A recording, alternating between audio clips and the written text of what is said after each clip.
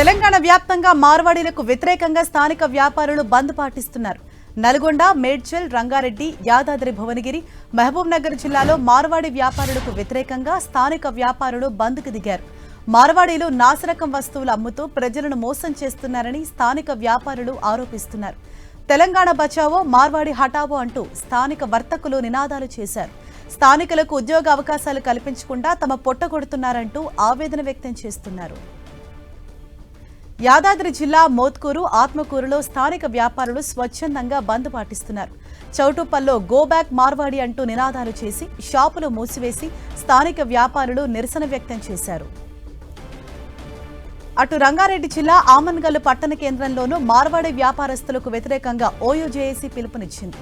OUJAC ఇచ్చిన పిలుపుతో ఆమన్గల్లు కిరాణా, వస్త్ర, వర్తక, స్వర్ణకార, విశ్వబ్రాహ్మణ ఇతర వ్యాపార సంఘాలు స్వచ్ఛందంగా తమ వ్యాపార సంస్థలు బంద్ చేసి సంఘీభావం తెలిపారు. మరోవైపు మేడ్చల్ జిల్లాలో మార్వాడి గోబ్యాక్ అనే నినాదంతో బంద్కు పిలుపునిచ్చిన నేపథ్యంలో ఎలాంటి అవాంఛనీయ సంఘటనలు జరగకుండా ముందస్తు చర్యలో భాగంగా పలువురిని అదుపులోకి తీసుకున్నారు పోలీసులు. తెలంగాణ శ్యామ్ను ఇంటి దగ్గరే అదుపులోకి తీసుకుని సూరారం పోలీస్ స్టేషన్కు తరలించారు పోలీసులు.